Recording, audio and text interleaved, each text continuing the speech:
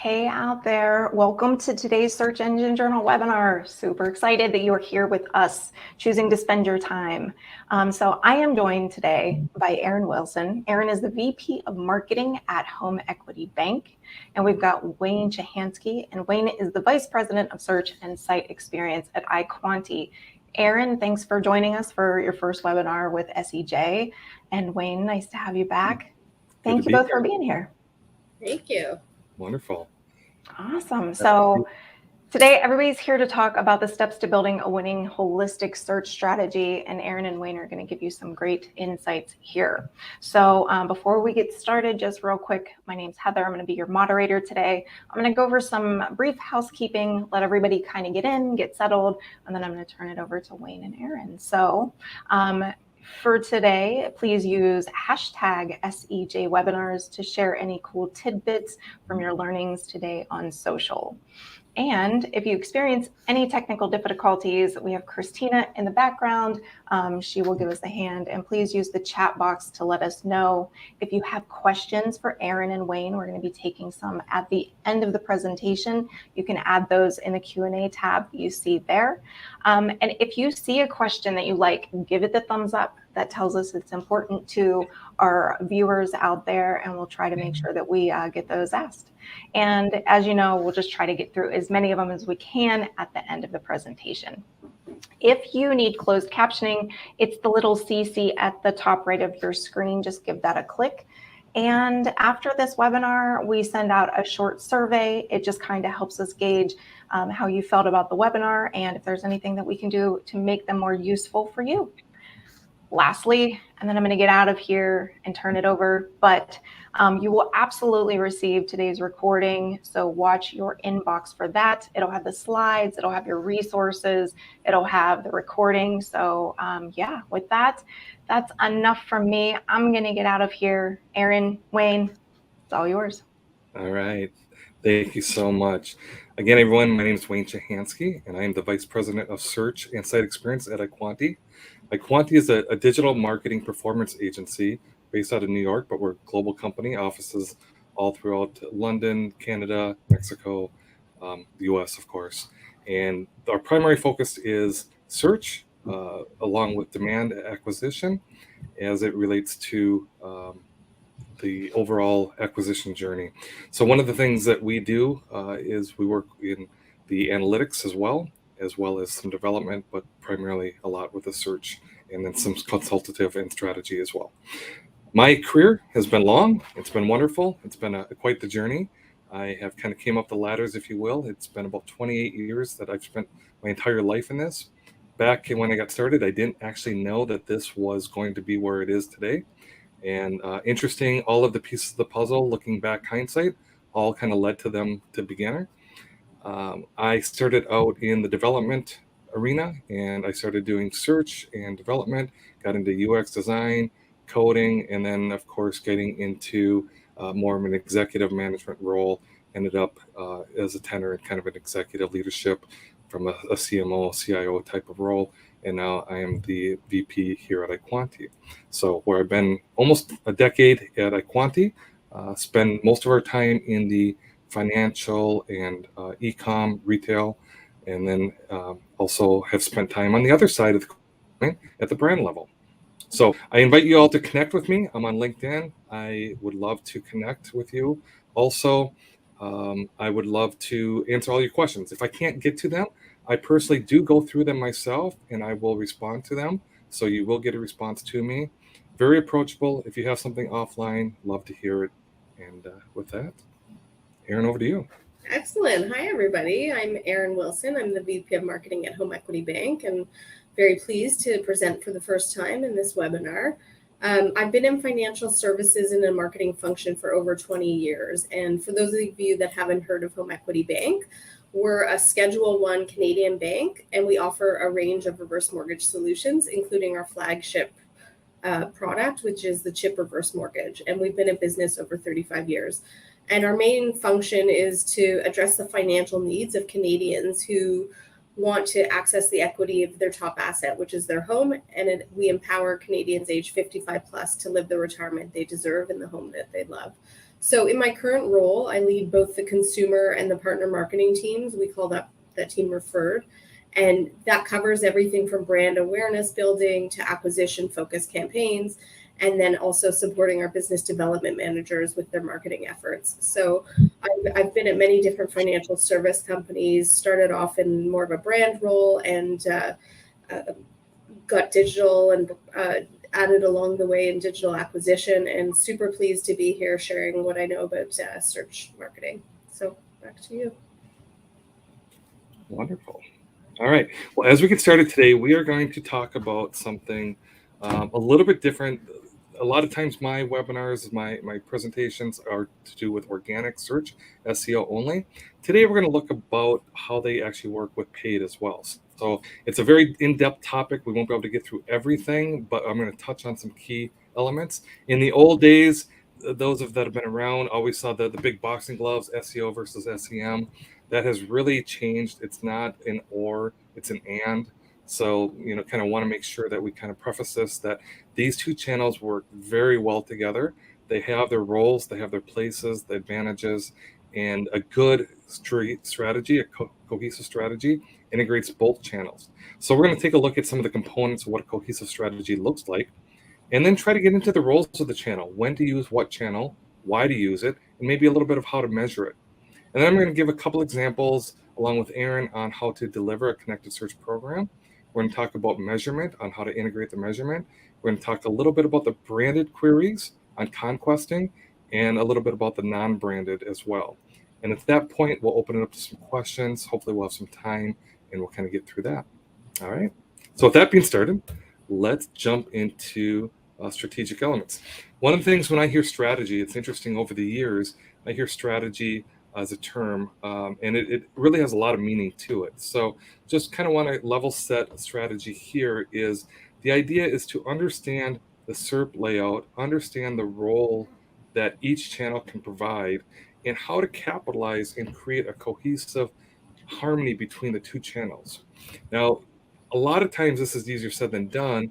A lot of things that are challenging to this is that most brands, especially the larger enterprise level, has limited resources, that you can only do so much. Teams are small, 1 person, 2 person, 5 person teams, and you don't have people that can work across everything. So limited resources are a challenge. Departments often are siloed. The paid team has got a media budget. They work on very direct orders. The SEO team kind of goes across multiple stakeholders, a lot of product owners, a lot of brand owners, compliance issues, site owners, and it has to do with site experience. So you're really kind of crossing a lot of bridges to do that, which is a little challenging in itself. But the silo departments are definitely a challenge. And of course, lack of coordination. How do you coordinate all of these together? That even with messaging, it's interesting that even when we look at content and what's going out in the email versus what's being displayed on social, that coordination is always lacked and somewhat disjointed as well. Compliance and regulatory, again, Aaron can definitely attest to this, that in the banking and financial world, this is a very large component of all content, everything that has to go through compliance and regulatory issues. A lot of other brands have this as well outside of just finance. So getting everything to kind of work through compliance is often another challenge in itself. Measurement, one of the things that I've seen is analytics is kind of a struggle. Some people will just have Google Analytics. They don't have goal setting up. They don't understand attribution.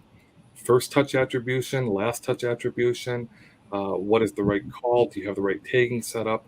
And definitely how to look at holistically paid search, click-throughs, CPCs, conversion, as well as organic collectively together. That rarely happens. And what we want to do is we want to change that. The first, you got to be able to see what you're doing before you can kind of change it. So measurement is something we absolutely need to measure and kind of change the outlook of how we do this. So we're going to touch on that a little bit. And of course, the competitive landscape. Everything's constantly changing. How many people are sick of hearing every other day a core update from Google? It happens constantly. We are just chasing our tails on what to do.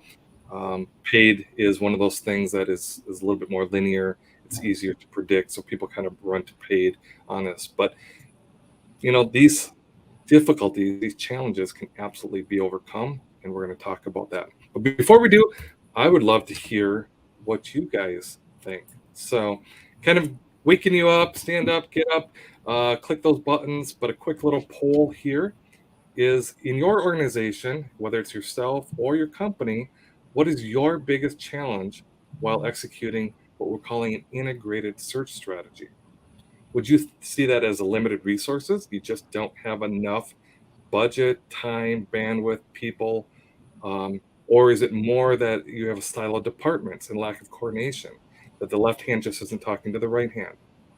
Or do you have all of that and you just are struggling with measurement, or you really not sure where to start? So I'm going to give you a moment. Yeah, I just saw in the chat, Pascal asked a question saying, is it overcomplicating it when you have low traffic to your website? So certainly that comes down to resources. Do you have the money and the resources internally to write all the keyword searches to optimize? And certainly that's a consideration as well. Yeah, and the traffic, obviously, the volumes are out there. So traffic is out there, the demand is out there. So when you look at low traffic, we're going to get into this a little bit, but taking that and using paid as a catalyst until your organic kind of grows to the maturity it needs to is a great strategy as a kind of a fundamental. But there's typically always search demand no matter what line of business you're in. And you have to kind of mine and look at what that data science is telling you. So just real quick to close out the poll, you got about 35% of people were split between A and B. So you got 35% for both limited resources and siloed departments. You got 27% saying C and only 3% saying not sure. Wow. All right. So a little bit even across the board. Nice. Yeah. All right. Well, this is common. The challenges that we kind of face, it seems like almost everybody I talk to or consult with has one, if not all, of those challenges that they kind of struggle with. So not surprising. All right. Heather, is that poll still open, or can we move on? No, go ahead and move on. I think we got all the answers that were coming in. Wonderful. Great. Well, with that, guys, let's jump ahead. One of the things I really want to talk about is what I'm calling, I've kind of coined this, so forgive me if it's not a household term yet, but maximizing digital shelf space. In the retail industry, back in my old days, the point of purchase and the shelves were premium. So that's the same with the digital. When you look at the SERP on Google's results pages, you have different positions and different areas of the SERP, and this is ever changing. So I'm calling this digital shelf space, as we kind of reference this, as how many different positions are available. And there's a lot of them. I'm only going to highlight a few here today, but as you look at this, I want to challenge your thinking that it's not just paid and organic. There's a lot of things going on here. You have the paid results, you have the people also ask, you have your organic results, but you also have stories, you also have local map packs, you also have answer box, video carousel. I mean, the list kind of goes on and on. So when I think about a cohesive strategy, the first thing that I think is very important is to understand your landscape and understand what is actually driving and what is the total available digital shelf space. So what I mean by this is, if you have an exhaustive keyword list that you feel good about, which keywords are triggering what positions? And I don't think that we often maybe take the time and effort to do this, that a particular keyword is triggering a map pack, or it's triggering a rich snippet, or people also ask, or answer box. These strategies to kind of go after these ranked positions are different as you kind of look at this. So you have to know what theme, what keyword, what that intent is, and to go after this. So the idea overall is to build assets to acquire as many of these positions as you can. And the reason we want to do that, of course, is more positions. Dual ranking is much more traffic. I won't get into the actual data of this quite yet, but you're going to get more traffic. You're going to get higher impression share of a dual ranking on the SERP than you would single ranking. So there is times that we're going to talk when you double down and you take a paid and you take an organic, so you can accomplish a dual ranking in a position. But there's other assets. And when you look at this whole table, what's really interesting to me is that paid is a wonderful channel. And I've been doing paid my whole life. But what's oddly interesting about this breakup is that the most of this here is organic. Paid positions is just the top few results, but all of these others that are indicated here are organic results. So does your organic campaign, does your SEO campaign have the strategy and the kind of the roots in order to go after everything that you're looking for here? So when you look at this, we want to kind of look at all of the digital shelf space, know what your keyword landscape is, and map these together. Okay. Yeah, we're gonna get into it a little bit later, but I think the key is that the SEO strategy just takes a long time to develop, plan, execute, whereas your paid strategy, it should require the same amount of planning, but it's a little bit faster to get going and start getting that volume. And keep in mind, the two share the same exact foundation, the same keywords, same journey, same intent. So this is where these channels are not competing. You're using that channel information, that keyword landscape. It's a shared foundation between the two of them. Wayne, someone's asking what PAA is. Can you just explain it again quickly? Yeah, sure. That's the people also ask. It's the area in Google SERP where it is showing that additional questions. So Google is trying to create as much information pulling out into the results as possible. Not every query triggers that. Your queries are different types too. It's transactional or informational. So you kind of have to take your query types. Your informational queries are going to trigger more of your PAAs and your rich snippets and your answer boxes. Your transactional queries are going to not so much trigger that. There's not as much information about that. Okay. So one of the things, how do we bring all of these tactics together? One of the really good benefits of a channel strategy and integration is common messaging across all of the organic pages, the paid search ads, and really going after a particular theme. So messaging becomes critical. It's always a challenge in any organization, but when you look at tactics, you can actually kind of bring those together. And then you can carry those messages across the full funnel. Again, we talk about the funnel because the customer needs to be first here, and we want to understand how that message is carried across their journey. Dual rankings, as I kind of touched on earlier, is definitely a strategy. This is where you're going to want to look at where does paid want to do the heavy lifting, where is organic going to do the heavy lifting, when and how do you kind of bring these two together at what time in order to get the maximum click-through, the maximum conversion, where you're going to double down. I'm not a big poker player, but for those of you that have a poker background, when you get, your two, forgive me, the chat's going to probably blow up, but I think it's two aces, you can split them, right? And you're going to double down. That's very similar here, that there are certain areas, certain themes where you're going to want to double down. And I'm going to show you at the end of this presentation a quadrant of where you want to do that on a priority list of what channels and how to double down. Okay. And then, of course, there is something that we see as a halo effect. This is very difficult to measure unless you're just looking at your analytics at a macro level. But when we see paid running to organic pages, now keep in mind, most of the time people run paid to a landing page because, one, you get a better quality score. Why do you get a better quality score? Well, because the content relevancy of that landing page, you're matching exactly the intent of the keyword. However, now with the algorithm, your organic has got to match that same exact relevancy. So I encourage people to test in and say, okay, run some of your paid to your organic.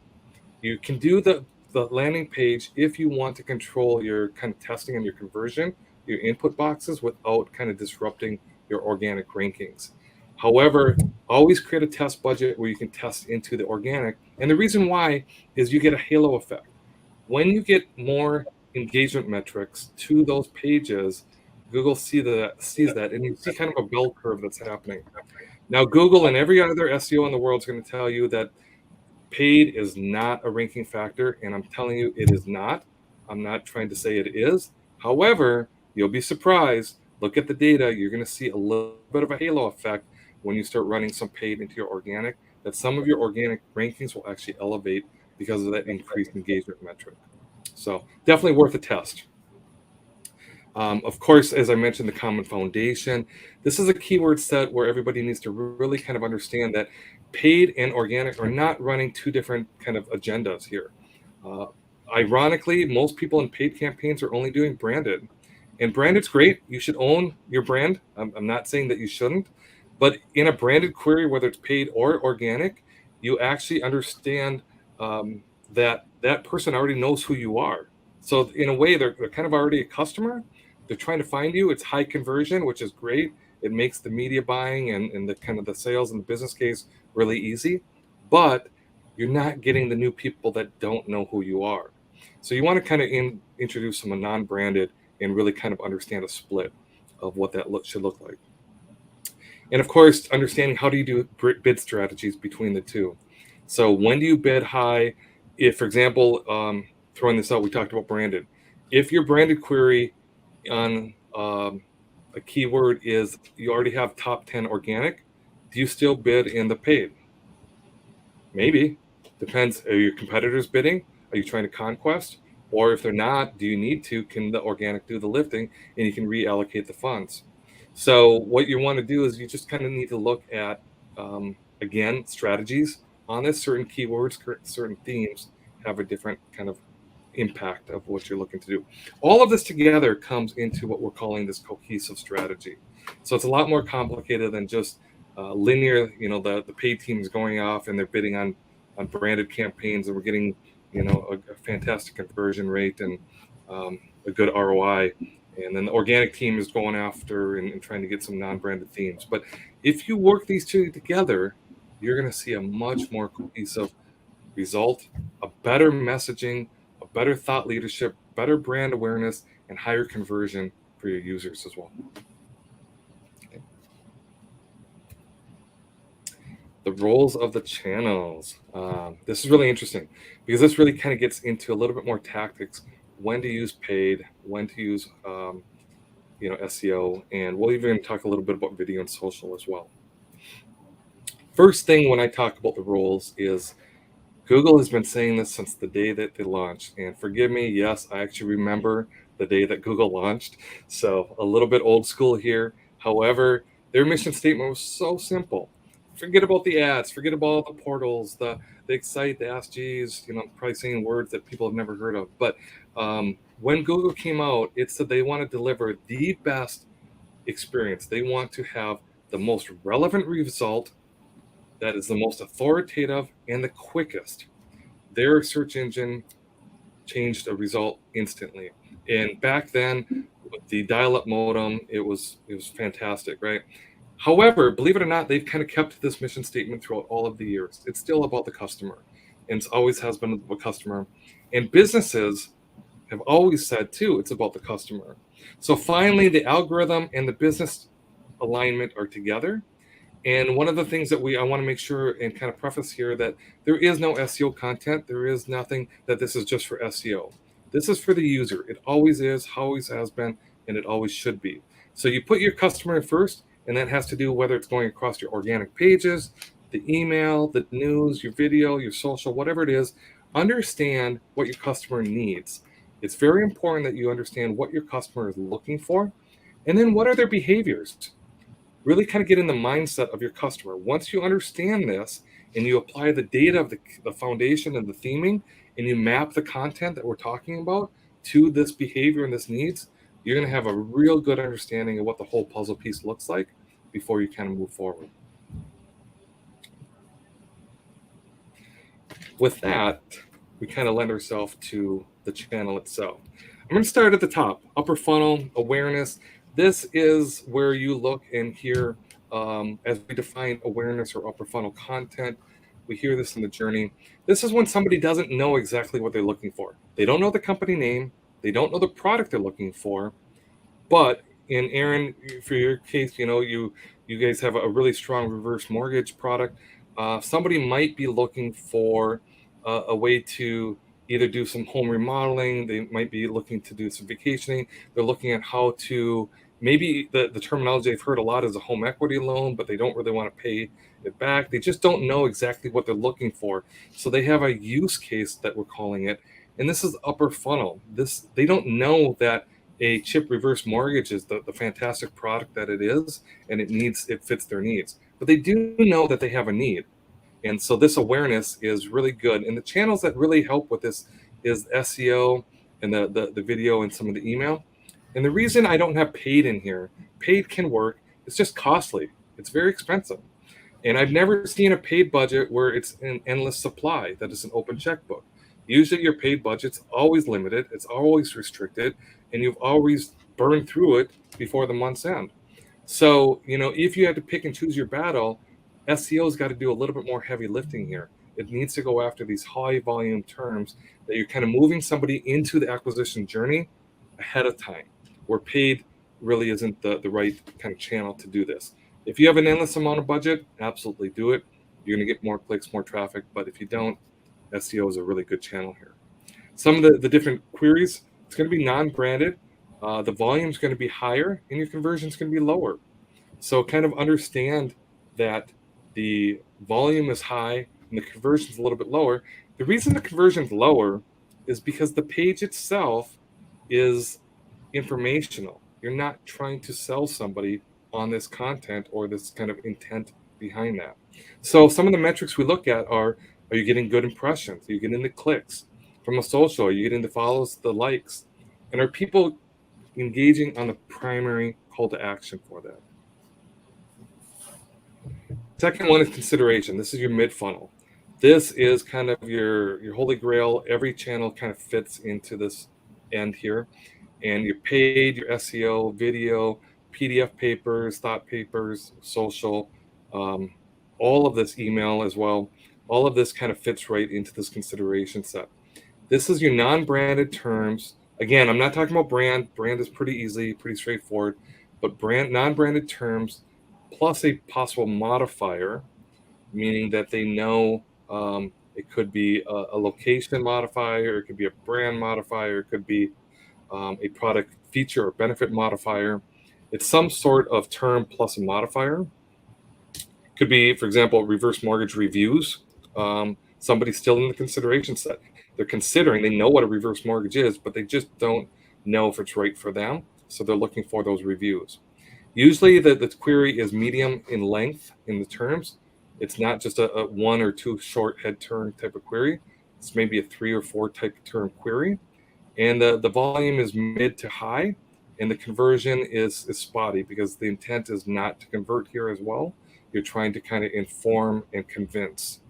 So you might get a lead generation, depending on what your primary CTA is here. You're going to get an increase in traffic, engagements, again, follows and likes. One of the things that you want to do in the mid funnel is get them into a down funnel role. You want to get them into a purchase state of mind. So you want to be able to confirm their decision rather than just educate them on the benefits. This is where paid really excels. If somebody's looking for a reverse mortgage, Chip and Home Equity Bank is all over it. They have that, and you're going to see them, right? SEO, this is where you double down. This is your dual rankings. Again, it should be ranked in paid. It should be ranked in organic. When we looked at all of the digital shelf space, all of that, you should try to occupy all of that. This is the highest conversion there is. The search volume is a little bit lower, but of course you're getting the conversion. The idea here is not an or. Again, I'm going to keep saying that often. It's an and. So it's not just do purchase or you do consideration. You want to have your assets and your kind of strategy that covers this whole journey across all 3 of these funnel states. Absolutely. Cool. So just to build on what Wayne said, just in terms of shepherding your client through that purchase funnel, you definitely want to cast your net wide to build that awareness. So with organic search, we do that. We drive upper funnel and mid funnel volume. So we write blog posts, and they're really on those general themes to get the volume in. And then we also do some video and branding, which helps in building awareness with a large pool of audiences. So it's really casting that net really wide. And then we'll have different tools that will kind of re-nurture them or speak to them to kind of pull them further along. But as they get to the consideration phase, maybe they, they're more familiar with the brand. They're sort of trying to figure out which brand they want to go with, if your solution is right for them. So social, it reaches out, it casts the net a little bit wider, it finds new users, and it captures additional volume. And then we really use display to drive mid-funnel engagement and add to the bottom funnel volume. But they're not quite ready to purchase yet. And so that's, again, we continue to, retarget to them and try and get them to the acquisition stage. And that's really when paid comes in. So we secure the position for the bottom funnel keywords, and then we maintain coverage for the mid-funnel keywords. So really, by the time they're at the search stage, they're looking for you. They want you. They are doing that search and they're ready to go, versus at the awareness stage, to Wayne's point before, it's casting a wider net. It's trying to learn, educate themselves. As you get to consideration, it's, finding out what their options are, who are the other players in the space. And then at the acquisition stage, they're getting close. They're ready to go. And to Wayne's point about, leveraging your budget really well, that's where paid is most effective, because they're really seeking you out as a brand. So go to the next one. Yeah. So as we kind of get in, we've talked a lot about strategy and kind of channel roles. Now we're going to talk a little bit about some execution on some tactics. Okay, so when you look at this, I kind of break this into three main areas. As one, an integrated measurement. You have to start measuring these together. As I alluded to in the beginning here, is that oftentimes people will look at paid metrics and they have those measurements pretty solid. And the reason is you're spending money and you need to account for where that money went, right? And what you got out of it. However, SEO is an investment. It's investment into content. It's an investment into the site experience. It's an investment into the pages, on page, off page, authority, technical, all of those types of things. It's not quite as linear. However, it can be measured. It can be tracked. I can tell you at Aquanti, we do this all the time. We track it. We measure it. We have a whole strong, deep analytics department. And we can actually forecast the channel in organic, just as you would forecast the media spend as well. So the first thing is create a dashboard, make sure that these are looking together collectively. You should be looking at these at a theme basis. So you want to win per theme. And if you look at these particular themes, like in Aaron's case, if reverse mortgage is a primary theme, which it is, we want to look at these on how are you winning the theme. If there is, and I'm making this up, 12 available SERP spots for 13 different assets in that collective theme, how much of that do we have ranking at? Have we occupied 8 out of 12, 3 out of the 12? How much landscape, how much share of impression share do we actually achieve from this? And as you're looking at, you start targeting your different themes and getting saturation levels that make sense. But the only way you can do that is if you can measure these together. And last is the bid strategies. You need to know when to double down in paid and go for dual ranking in organic. You need to kind of test and learn a couple areas, how to introduce and bring in non-branded into your paid campaigns. Look at the performance metrics between organic and paid. If I have some paid campaigns that are converting well, maybe I need to prioritize those in my organic strategy to elevate those, because we know that that's already converting. Or vice versa, maybe there's some paid campaigns that we're overlooking, but the long tail derivatives of organic are actually ranking well, and we're getting some good conversion or into a down funnel type of environment where you may want to run some new paid campaigns that you wouldn't have actually thought of before. So the bid strategies and the performance metrics are pretty critical here. I'm going to touch kind of an interesting concept about user behavior. When we see in a non-branded space, this is our data. It can fluctuate, I'm sure, but over a lot of the accounts that we kind of manage, a lot of the data, we see that if you have a paid position, a paid ranking in a top position, and you have a top organic position, the paid click-through rate is getting about a 15% uplift from that. Which means that if you have a dual ranking, and I'm not talking about the overall share, impression share, you're getting more impressions, more than 15%. You're getting more traffic, but I'm talking about just the individual click of the paid, that if the paid is getting about a 15% uptick, which means if you're getting about a 30% CTR in its normal state, and then you have a dual ranking organic, you're getting about that 15%. So that's giving you about a 34.5% overall CTR just for that one particular paid. So here again, kind of pick and choose the battles, and we can kind of test into this. Measure your data. If you're not measuring the data, you're never going to know what these stats are, and you're going to kind of be blindly just throwing media dollars and not really have an understanding of what it's doing. So again, the analytics is critical to kind of understand what you're doing. So I'm just going to dive a little bit deeper into how we leverage our search across the user journey. So really top of the funnel on awareness, we were talking about providing education and information. So for example, users who don't know about a reverse mortgage and they need to understand how a reverse mortgage works amongst other products, we'll really focus on organic because it's upper funnel, the search volume of these keywords is really the highest. That, you know, it's top funnel, so people are really casting the net wide again. And we leverage these through themes, through mostly organic tactics. And then once we get to the consideration perspective, we also add Google SEM, and then we have an affiliate partner who helps drive traffic to the site. And we focus on clients who are aware of a reverse mortgage, but they're looking for additional details to understand if they'd like to take a reverse mortgage, and they're evaluating the benefits. So really, you know, they might type in something like Reverse Mortgage Canada or Reverse Mortgage Pros and Cons. And we really find at this stage our affiliate partner is a strong way to help convert users because of the trust factor that they have. And then once they get to the purchase stage, we leverage all three. But really people are getting more specific in their searches. So they might type in a reverse mortgage calculator or a CHIP reverse mortgage, which is a branded term. And users are aware of the reverse mortgage. They're aware of the CHIP solution specifically, and they're nearing the stage where they might convert. So all the channels that show up in the search page aim to capture this volume, but we know that the Google SEM is the most leveraged here. And that's due to the fact that the branded terms that HEB has the most efficient position just from a quality score perspective. And therefore customers, they're already bought into the brand, or they're closer to being bought into the brand. So it really is more effective. So if we go to the next slide, unfortunately, there are some times when we see low search demand. Right now interest rates are high.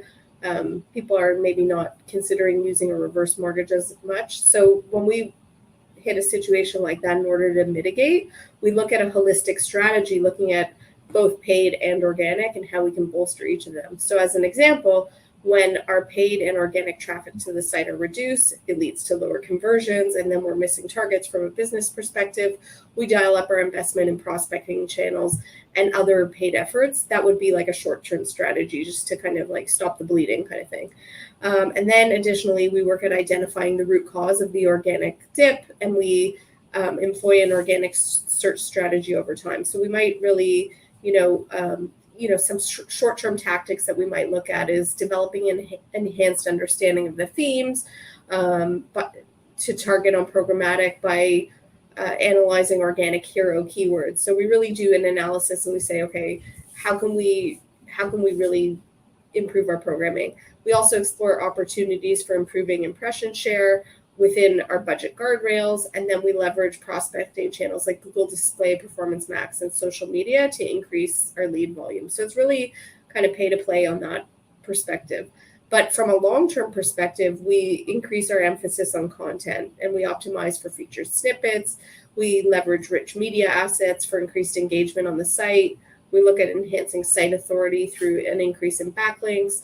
We maximize on programmatic display channels for an increase in the consideration set. So really, we take both the short-term approach and the long-term approach, and we look at them simultaneously. And it's probably like as for everyone, it's a difficult thing. You got to focus on what's important as well as what's urgent. So we first focus on what's urgent, and then we lay the groundwork for future success. And it's a long game, the organic side of things. Yeah, and that kind of prompts me to say this too. Depending on the maturity of your SEO program is going to kind of help kind of lead and dictate what the paid program is doing a little bit. For example, you're starting a new business, you're starting a new site, you don't have that organic kind of traffic yet, you're going to want to put into the paid on those primary themes that are going to drive that conversion, right? But as maybe you have a kind of a more mature program that you've been doing, you've been getting some good rankings over time. And in this particular case, what Erin had mentioned that's I think is really important to focus on a moment is if you have a theme or multiple themes or a page or multiple pages that saw a dip or decline, which happens all the time because an algorithmic update or something, then what you can do is while you're identifying, your analytics should show that, okay, well, the reverse mortgage theme dropped. We had 3 pages out of 5 that were affected. We saw, a 20% decrease in traffic.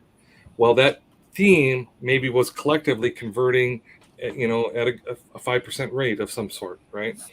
Well, what you want to do is, of course, look at paid and say, okay, well, to stop the bleeding, we got to up the paid. We got to shift funds over into this theme because the organic dropped for a short amount of time. Now you're still level setting your traffic. The idea is to make sure and maintain your traffic and the quality of that traffic, not just any traffic, but the quality of that traffic for those particular themes. So you can maintain your conversion and your sales as you kind of look at these two channels. So now you have paid kind of plugging that hole, the leaky hole in your boat, if you will. And as you're doing that, then you can start analyzing, saying, okay, well, why did this drop? What's the root cause of these organic pages? Was it a shift in relevancy signals? Did we lose some authoritative backlinks? What happened? You look at that, you fix it, and all of a sudden you get the ranks to rebound. Now you're at a decision. Now you get to say, okay, well, we fixed it. It's back to where it was. We could do A, remove the paid out of that and reallocate that someplace else. Or 2, we're seeing a kind of an influx that we're seeing that the combination of both the organic and paid in the dual is providing us a much higher yield and a greater ROI. So let's actually maintain that bid position on this. So that gets into kind of a bid strategy. But the idea is to really know what's happening and collectively look at these two channels together because they can help each other. Absolutely. You ready? One of the things that iQuanti offers when we talk about branded searches, and a lot of times branding has to do with conquesting. The idea is you bid for a number 1 position on your branded term, and your competitors come in, they pay the extra fee and the CPCs, and then second or third position right under you. And that second position, now it gives your audience that was looking for you a choice, and you don't want that choice. You want to remove that choice. And how do you do that? So one of the alternative choices that iQuanti has done is we have another product called Credello in the financial space. But conceptually, you kind of take this away. If you're in the financial space, you can definitely leverage Credello, but it allows you to look at the difference here. We can take a profile that's exclusive to you on Credello, bid on that and into a number 2 position. And now you've pushed the third position of the SERP down. And look at the difference between the left and the right screen, right? Now, at the left, you own the green position. That's your paid. And on the right-hand screen, the top one's still your paid, but the second one's the Credello. And this is kind of a conquesting move from a strategy standpoint, where it's pushing that third position almost underneath the fold. So your overall impression share, we saw really good results. Obviously, when we looked at the data measurements, and we saw a negative result to your existing paid. So your existing paid still maintained what it did, but you also got the increase, about a 20% increase overall. So again, strategic thoughts on how to kind of do this. These are all different strategies as you're kind of deploying these 2 different channels.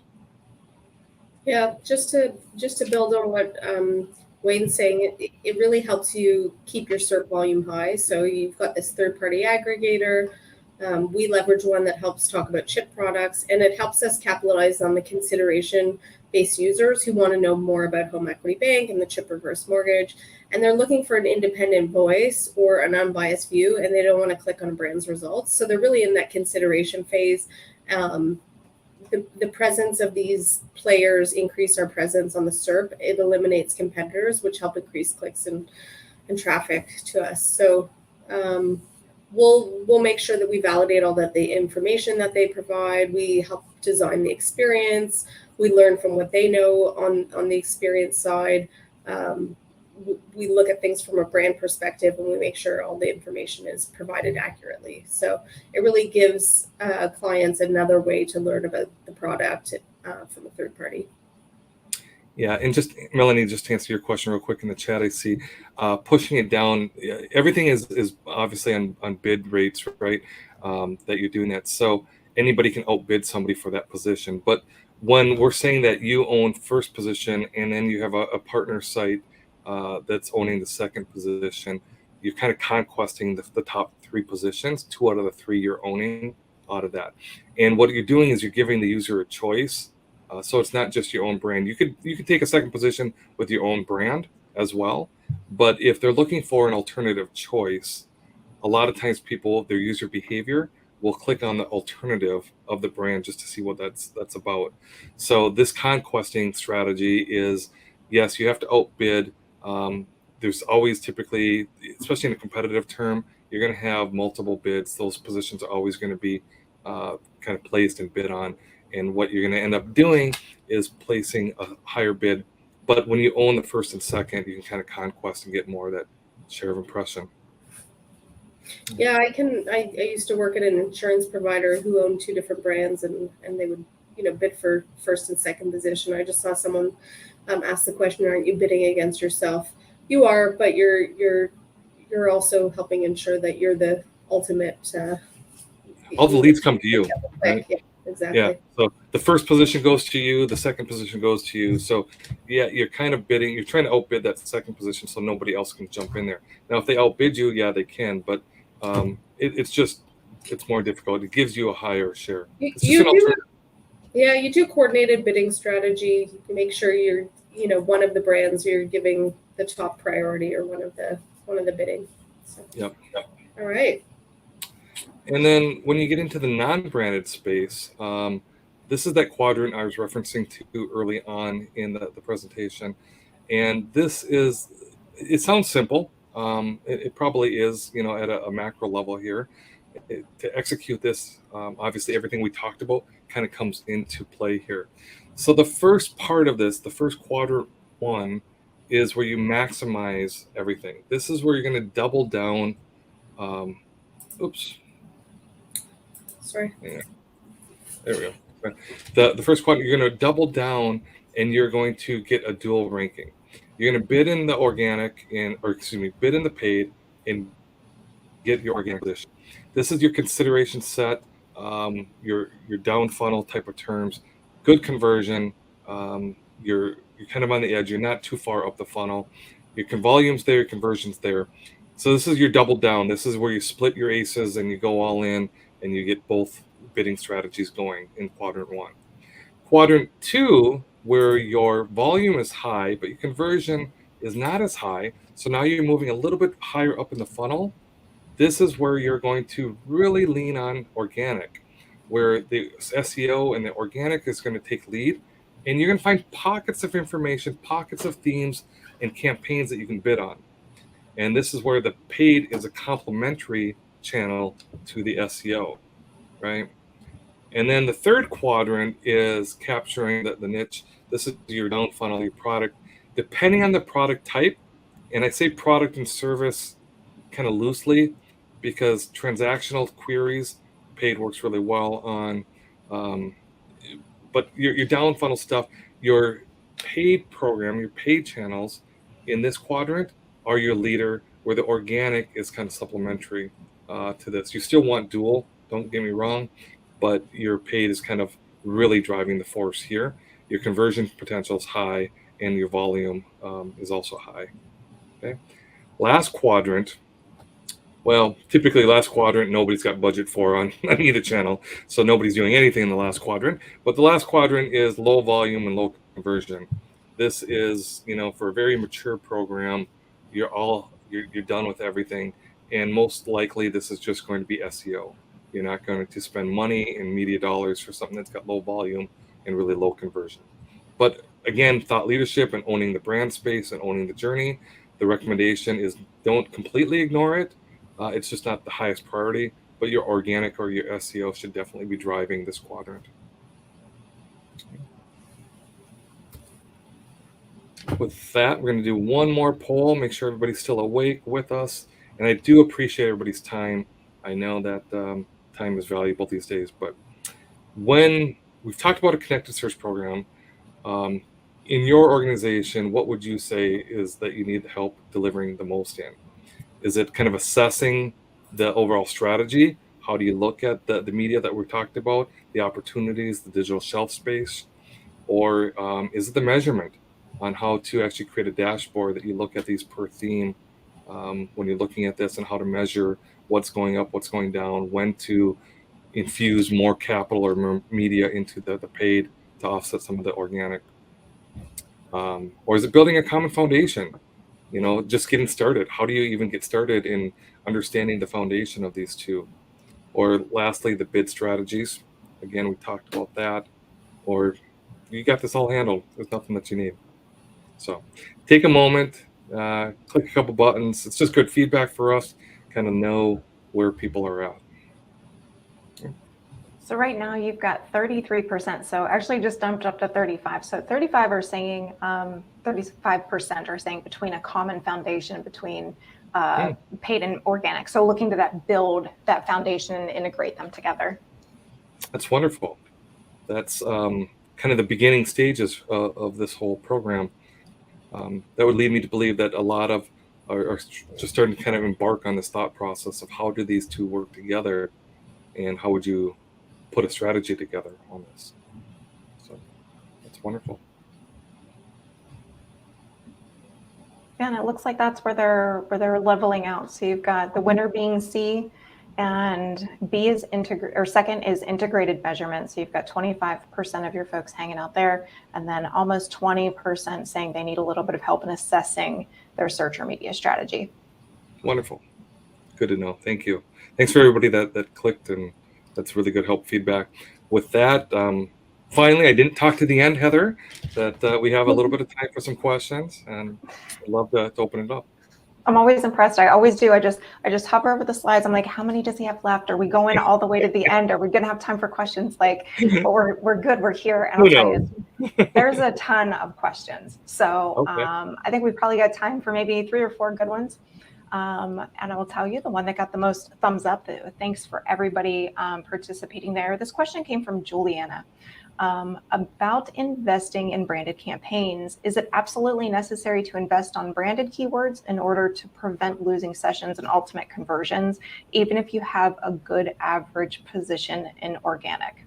It's a great question. And Aaron, I know you're going to have some thoughts on this as well. I'll give my 2 cents worth. I think that you have to own branded.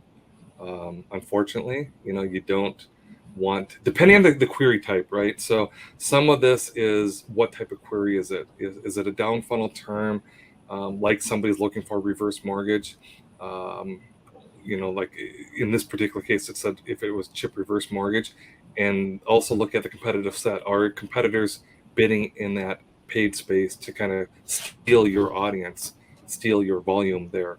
If so, I think you absolutely have to be there. But again, Aaron, you probably have some. Yeah, I'll concur. Just spending a lot of time and attention on brand building.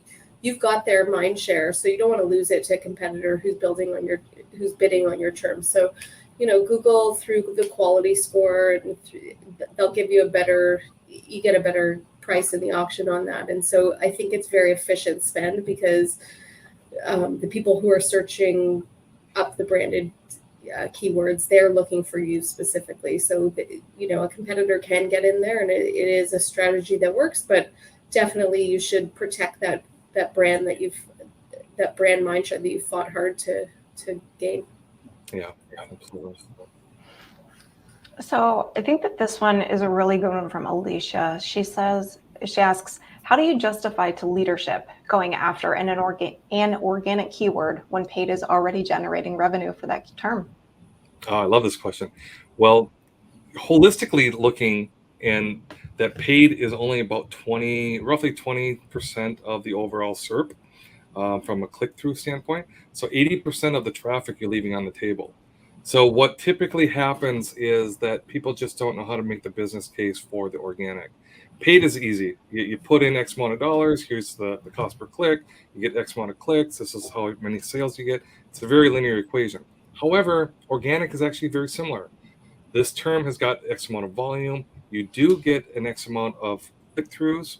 Those click-throughs are your traffic, and that page that is clicking through also has a conversion rate. So you just have to create the revenue model in that kind of mathematical equation, saying that if I'm in position 1 or position 2, our click-through rate from Search Console and other information that we've been able to find is giving us this much traffic. That page is converting at a 3%, 5%, 2%, whatever that is, which means we're getting X amount of leads from that particular keyword.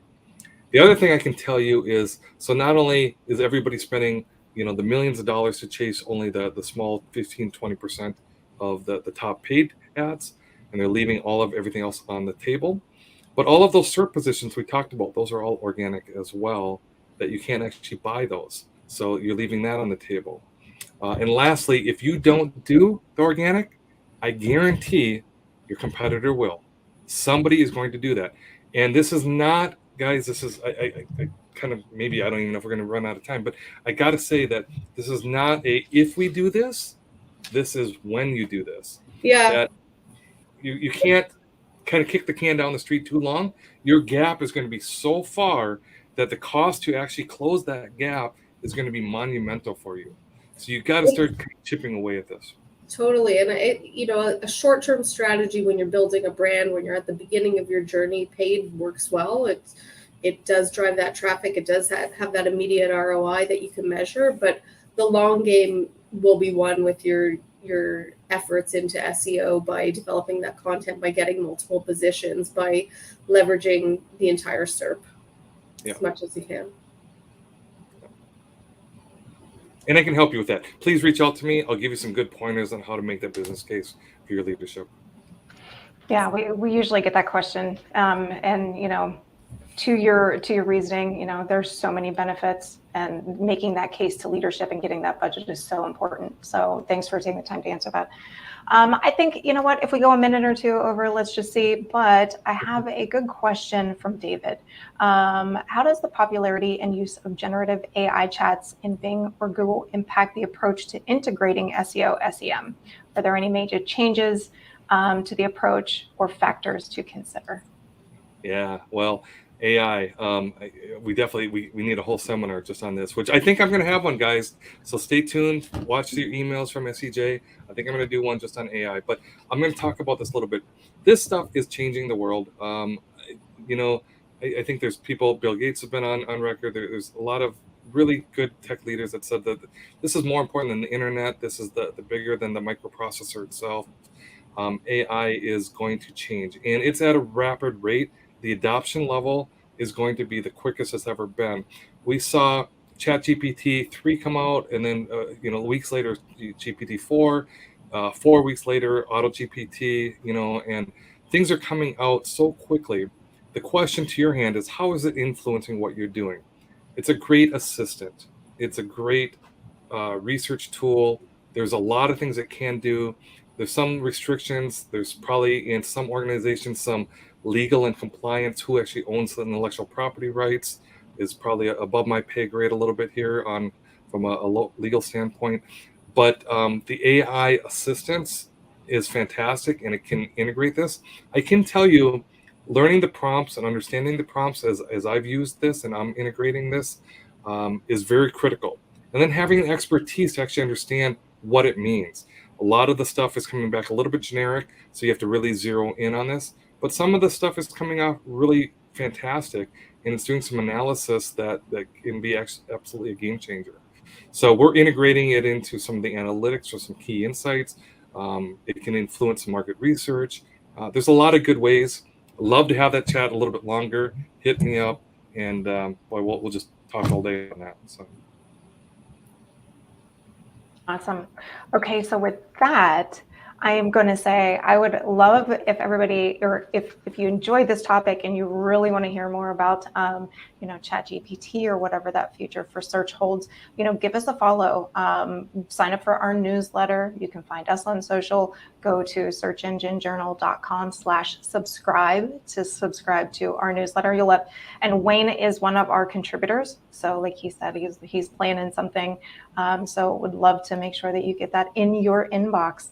And with that, Wayne, Aaron, thank you both for being here, for sharing all of this knowledge with us. I think that whether somebody's just getting started or if they're already somewhat of a professional in this space, I think that you've dropped so many good knowledge bombs, as they say, right? That there are clear takeaways and people can go to their desk and start implementing these changes. So thank you so much for being with us. Let's start with you, Aaron. Tell the people where to find you one more time. You can email me at ewilson@heb.ca, or you can go to my LinkedIn profile. Thank you. Wayne, what about you? Yeah, I'm definitely on LinkedIn. Please reach out. I love to connect with everybody. I answer a lot of questions there. I always have an opinion, so whether you want it or not, I'll give it to you. So if you ask, I'll tell. And so if not, you can email me at wayne.c@iquanti.com.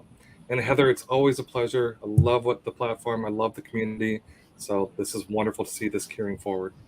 Awesome. We love having you here. So we look forward to having you again. Everybody, thank you so much for joining us today. And we'll see you on the next #SEJ webinars. Bye, everybody. Thanks.